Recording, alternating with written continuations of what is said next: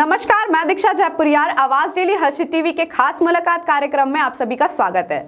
कांग्रेस और झामुमो में खटास में और झारखंड की हेमंत सरकार के शासन में बने रहने को लेकर चर्चा परिचर्चा खूब चल रही है।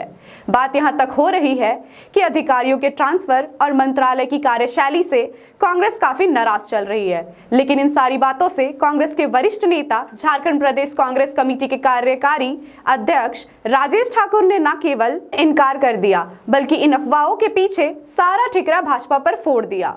आवाज डेली हर्षित टीवी के संवाददाता देवानंद सिन्हा से उन्होंने लंबी बातचीत की। आइए देखते हैं ये पूरी रिपोर्ट। झारखंड में कांग्रेस के कार्यकारी अध्यक्ष राजेश ठाकुर ने न आवाज डेली हर्षित टीवी से बात करते हुए कहा कि झामुमो और कांग्रेस के बीच का खटास नहीं है।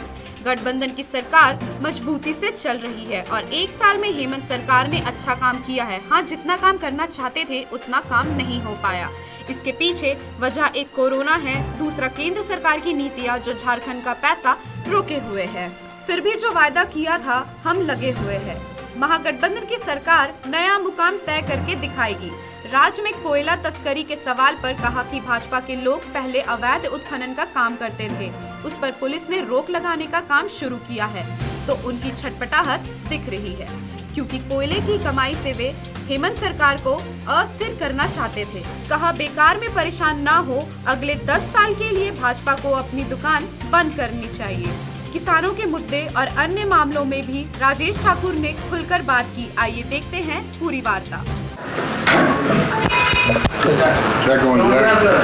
आज मैं झारखंड प्रदेश के कार्यकारी अध्यक्ष श्री राजेश ठाकुर और मीडिया प्रभारी आज इस शख्सियत से मुलाकात कर रहा हूं और इनसे कुछ जानता हूं क्या है।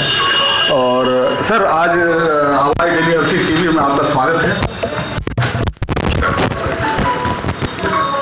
सर, जेएमएम के साथ कुछ खट्टा मीठा कुछ क्या?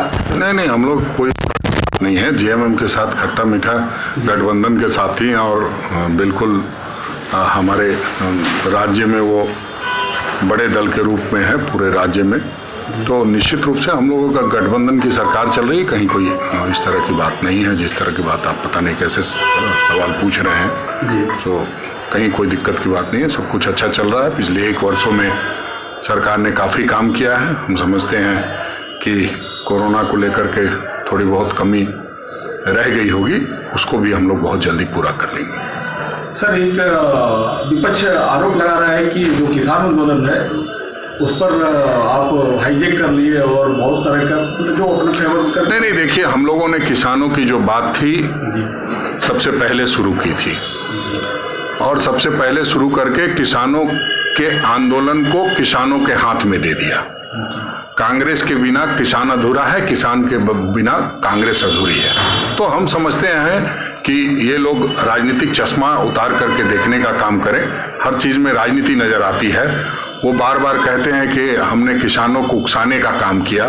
अरे 56 इंच का छाती लेकर के और इतने सांसद लेकर के अगर उसके बाद भी हम बहकाने में सफल हैं तो आप समझ लीजिए कि जनता ने आपको वोट नहीं दिया था या आप जनता के नुमाइंदे बन के नहीं आए थे। आप एन केन प्रकार कहीं न कहीं लोगों को बरगला करके आपने वोट लेने का काम किया था, इसलिए लोग हमारे कहने से आंदोलन कर रहे हैं। तो हम समझते हैं कि कहीं न कहीं बिन मांगे ज्यादा कुछ देने की जो प्रवृत्ति भारतीय जनता पार्टी की है वो इस वजह से है कि वो अपने पूंजीपति मित्रों को लाभ पहुंचाने के लिए कुछ भी कर सकती है और इसलिए लगातार इस तरह के फैसले लेती है। चाहे वो झारखंड राज्य में CNT-SPT एक्ट का मामला हो, तब भी किसी ने नहीं कहा था, किसी आदिवासी भाई, किसी मूलवासी भाई ने नहीं कहा था कि CNT-SPT एक्ट हटा दीजिए, बावजूद सरकार ने अपने आप उसको खत्म करने का निर्णय ले लिया था। वो इसलिए कि उनको अपने पूंजीपति मित्रों को जमीन सौंपनी थी, तो कहीं ना कहीं वो एक्ट बाधक बन रहा था, इसलिए वो इस तरह की हरकत करते रहते हैं।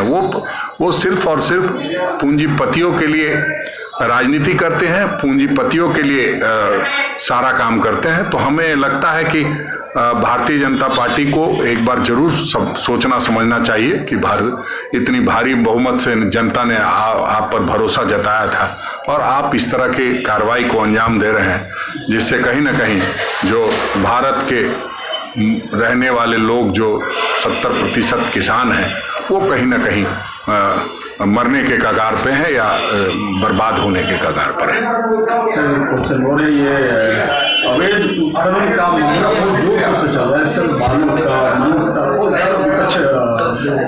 नहीं, वो भारतीय जनता पार्टी के लोग पहले अवैध उत्खनन का मामला करते थे और कहीं ना कहीं उस पर पुलिस ने उस पर रोक लगाने का काम शुरू कर दिया है।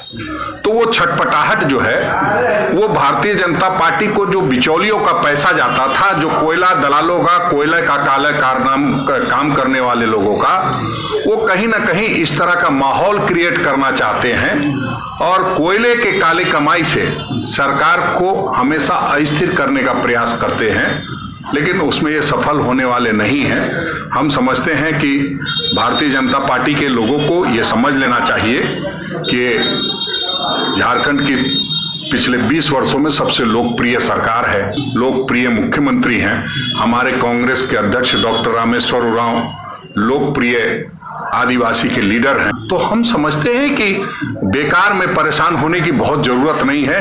अगले 10 वर्षों तक के लिए भारतीय जनता पार्टी को कम से कम अपना दुकान बंद कर लेना चाहिए। सर तो सपोर्टेड गवर्नमेंट है वो तो 1 साल पूरा करने जा ही रही है चुनाव, तो सर वो रोजगार वगैरह का वो सबका थोड़ा देखिए, निश्चित रूप से हम ये कह सकते हैं कि जितना हम काम करना चाहते थे उतना हम नहीं कर पाए हैं। वो इसलिए नहीं कर पाए हैं कि एक तो कोरोना की विपदा थी और दूसरा केंद्र सरकार हमारे लिए विपदा बनी हुई है।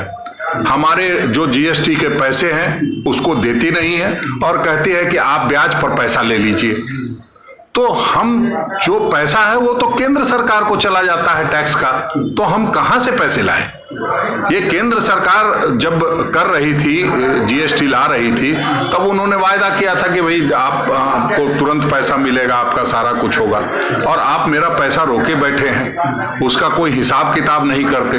तो हम समझते हैं कि इस तरह की बातें सरकार में आने के लिए लोग, या बेचैनी जो है सरकार जाने से, तो उस तरह के लोग बातें करते हैं तो उससे कोई फर्क नहीं पड़ता है। हम अपने काम में लगे हैं और हम समझते हैं कि जो भी हमने वायदा किया था, वो चाहे किसानों की कर्ज माफी का हो, चाहे बेरोजगारों को रोजगार देने का हो, चाहे वंचितों को न्याय देने का हो, चाहे अल्पसंख्यक स्कूलों को शिक्षक देने का हो, आपने देखा होगा भी, चाहे भ्रष्टाचार मुक्त झारखंड का जो हमने वायदा किया था। आप देखिए रोज कार्रवाई हो रही है एसीबी की, लोगों का सहयोग चाहिए, लोग सहयोग करेंगे तो निश्चित रूप से झारखंड के जो ये महागठबंधन की सरकार है आने वाले समय में पूरे देश में एक मिसाल कायम करेगी और देश के मानचित्र पर एक अपना नया मुकाम तय करेगी। सर एक क्वेश्चन है, बहुत सारे ऐसे कंपनी हैं जो एक्सपोर्ट करना चाह रहे हैं, क्योंकि ट्राइबल यहाँ का जो आइटम है, जो प्रोडक्ट है, उसको बाहर में बहुत सारा डिमांड हो रहा है। बहुत लोग चाह रहे हैं कि आके झारखंड में फैक्ट्री लगाए, तो उसके लिए क्या कुछ करना चाहेंगे? देखिए, हम लोग जो लोग सचमुच में चाहते हैं जी, वो उनका स्वागत है जी। हम लोग बगैर किसी वो के और जबरदस्ती का दुकान नहीं चलाने वाले लोग हैं कि करोड़ों रुपए की टॉफी बाट खिला दिया इंडस्ट्रियलिस्ट को, कुछ को है औने पौने दामों में जमीन दे दिया। जो इंडस्ट्रियलिस्ट यहाँ आए वो हमारी जमीन पर इंडस्ट्री अगर लगाते हैं तो तभी उनको जमीन दी जाएगी, और हम लोग चाहते हैं कि जो भी इंडस्ट्री लगे वो काम करे, यहाँ के लोगों को रोजगार दे, ना कि सिर्फ हम डुग्गी ड्रामा करने वाले लोग नहीं है कि मोमेंटम झारखंड करा दिया, हाथी उड़ा दिया, चॉकलेट बांट दिया, 11,000 का प्लेट खिला दिया। हम वो काम करने वाले नहीं हैं। जो सचमुच के उद्योगपति हैं, जो मध्यम वर्गीय उद्योगपति हैं, हम नहीं चाहते हैं कि अडानी को लेकर पूरा झारखंड बेच दें। तो हम लोग चाहते हैं, और वैसे लोगों का, तमाम लोगों का स्वागत है, वो कांग्रेस के कार्यालय में आए, यहाँ से उनको एक दिशा निर्देश मिलेगा, वो यहाँ से उनको मदद मिलेगी। कहीं किसी को परेशान और चिंता करने की जरूरत नहीं है। हाँ, जो इस तरह के ट्रेडर टाइप के लोग घूमते हैं, जो दलाली करते हैं, वैसे दलाल और बिचौलियों को इस सरकार में जगह नहीं मिलने वाली है। Thank you sir, thank you. मैं देवानंद, आवाज डेली हर्षित टीवी से, और साथ में हमारे सुमित जी हैं। नमस्कार सर। नमस्कार। अब बनने के बाद पार्टी लगातार जीवंत और सक्रिय और धारदार भूमिका हो रहा है। कोरोना का कालखंड हो, हमारे एक एक कार्यकर्ता कह सकते हैं कि अपने पेट को काटते हुए अपने परिवार के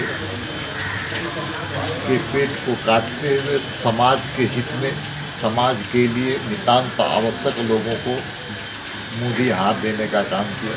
इतना ही नहीं, सैनिटाइज़र बांटने का, फेस कवर जिसको हम कहते हैं उसको देने का काम, उतना ही नहीं, क्वारंटाइन होम में सेवा करने का संकल्प, जो हाईवे में लोग आ रहे थे उनको भरपूर सहयोग देने का काम किया।